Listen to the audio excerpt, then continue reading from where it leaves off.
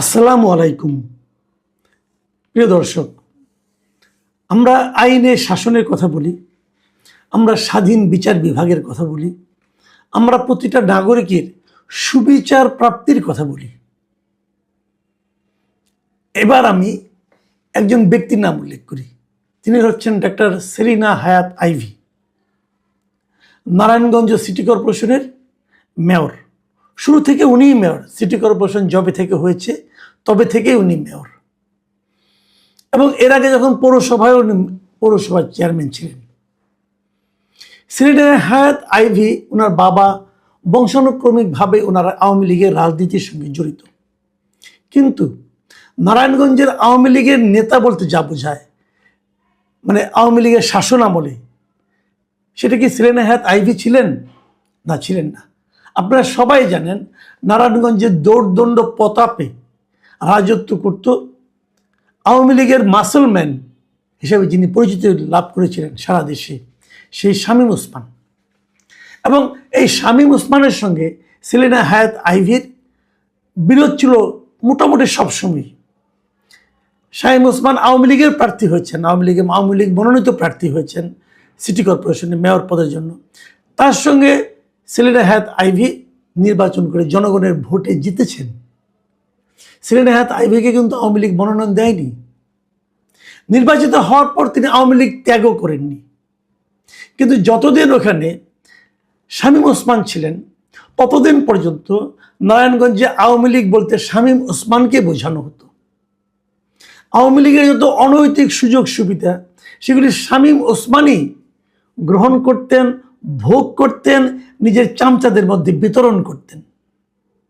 এবং সরকারের আওয়ামী লীগের সেই দাপট সেলিনা হায়াত আইভীর বিরুদ্ধে উনি প্রয়োগ করতেন। সে বিচারে আমি মনে করি সেলিনা হায়াত আইভী ছিলেন আওয়ামী লীগ কর্তৃক নির্যাতিত একটা জনপ্রতিনিধি। শুরু থেকেই উনি কখনোই আওয়ামী লীগের কাছ থেকে সুযোগ সুবিধা বাড়তি কিছু পাননি, এবং সেই ক্ষমতা ব্যবহার করে উনি কোনো অনৈতিক সুবিধা পেয়েছেন এটাও কেউ বলতে পারবে না। সেই সেলিনা হায়াত আইভীকে অন্তর্বর্তীকালীন সরকার গত বছরের মে মাসে, মানে ঠিক আজকে থেকে 1 বছর আগে, ওনাকে গ্রেফতার করেছে। তার বিরুদ্ধে মামলা, উনি কোনো হত্যা মামলা আসামি। হত্যা মামলা কি? এই যে জুলাই আন্দোলনের সময় যে মামলাগুলি, যে হত্যাকাণ্ডগুলো হয়েছে, হত্যা অথবা হত্যা প্রচেষ্টার যে মামলাগুলি হয়েছে, যে ঘটনাগুলি ঘটেছে, সেগুলোর যে মামলা, গণমামলা হয়েছে, গণহারে মামলা হয়েছে মানুষকে হয়রানি করার জন্য, সেরকম একটা মামলায় প্রথম ওনাকে আসামি করা হয়। এবং তারপর একটা করে জামিন পান, আবার অন্য একটা মামলায় শোন অ্যারেস্ট দেখানো হয়, আবার জামিন পান, আরেকটা মামলায় আসামি দেখানো হয়। এইভাবে একে একে ওনার বিরুদ্ধে 12টা মামলা করা হয়েছে। মানে কত বড় দাগি আসামি দেখেন, যিনি 12টা মামলার আসামি, এবং এর মধ্যে হত্যা মামলা, হত্যা প্রচেষ্টা মামলা, তারপরে পুলিশের বিরুদ্ধে, পুলিশের কাজে, সরকারি কাজে বাধা দেওয়ার মামলা। মানে অপরাধের আর শেষ নাই। কে করেছে? সরকার পক্ষ করেছে। আবার বিপরীত দিকে যখন একটা জামিন পান, অন্য মামলা, এমন মামলায় ওনাকে আসামি দেখানো হয়েছে যেখানে আসামি যে ওনার নাম নাই, ওনার নামই নাই এখানে। তাহলে কি ওই যে থাকে না শেষ দিকে যে অমুকে আসামি, তমুকে আসামি, তমুকে আসামি, আরো অন্যান্য আরো অনেকে আছে না?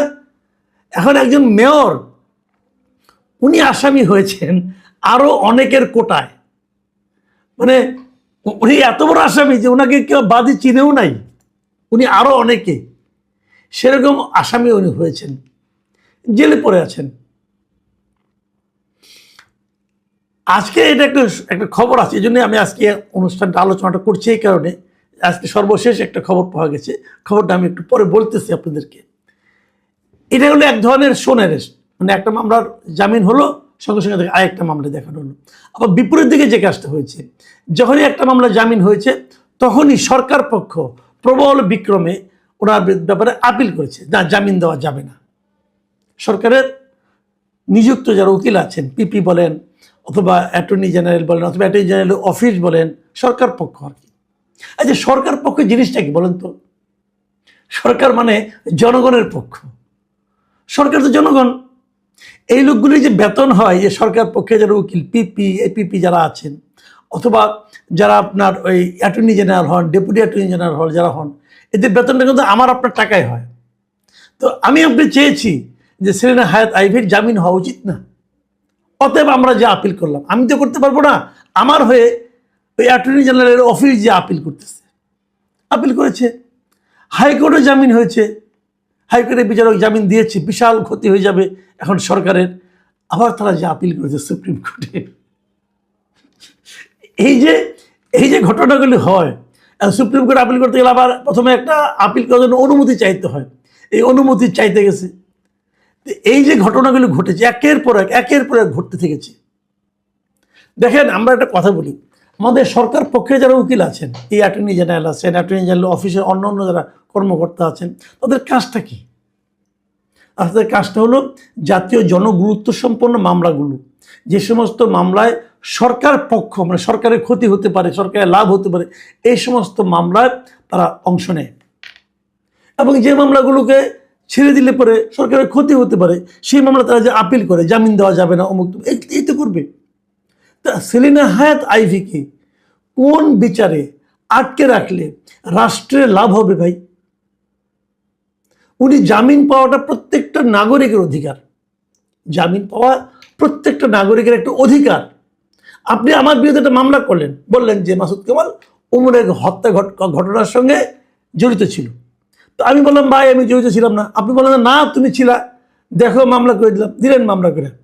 পুলিশ প্রথমে এসে আমাকে নিয়ে থানায় ঢুকাই দেবে, তারপরে রিমান্ড চাবে, কিছু চর্থাপড়াতে মারবে অথবা মারবে না, যদি দেখে যে না আমাদের বৃদ্ধ লোক, হয়তো দয়াও করতে পারে, কিন্তু রিমান্ডে নেবে, 2-3 দিন জিজ্ঞাসাবাদ করবে, তারপর ঢুকাই দিবে। আমি তো জানি না কে মারা গেছে, কীভাবে মরছে, কিন্তু ঢুকাই দিল। তারপরে মামলা চললো, হত্যা মামলা, জামিন তো খুব কঠিন।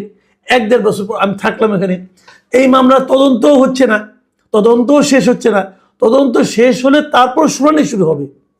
হয়তো শুনানি একসময় শুরু হলো, শুরু হওয়ার পর দেখা গেল না আমি আসলে জড়িত না, কিন্তু মাঝখানে কিন্তু আমার 5-6 বছর জেল খাটা হয়ে গেল। এটার নাম বিচার? বলেন, এটার নাম বিচার? দেখা গেল আমি নির্দোষ, এই নির্দোষ লোকটা 5 বছর কিন্তু জেল খেটে ফেলেছে। সেলিনা হায়াৎ আইভী, ওনার বিরুদ্ধে মামলা হয়েছে, ঠিক আছে, হোক, মামলা হতেই পারে, যদি মনে করেন মামলা হবে, বিচার হোক, তদন্ত হোক, তো ওনাকে জেলে রাখতে হবে কেন ভাই? উনি ছিলেন মেয়র, একজন মেয়র কি এত খারাপ লোক? আবার ওনাকে সরাই দিয়ে ওখানে বিএনপি তার দলীয় একজন লোককে প্রশাসক বানাই দিছে। একজন নির্বাচিত লোককে সরিয়ে বিএনপি তার দলীয় একজন লোককে প্রশাসক বানিয়েছে। এই দলীয় যে লোকটা, এই ভদ্রলোক কিন্তু এই সেলিনা হায়াৎ আইভীর বিরুদ্ধে ইলেকশন করেছিলেন, একবার মেয়র পদে, শোচনীয়ভাবে হেরেছেন। জনপ্রিয়তম লোকটাকে সরিয়ে যিনি তাকে যে হেরেছেন তাকে নিয়ে বানাইছে প্রশাসক।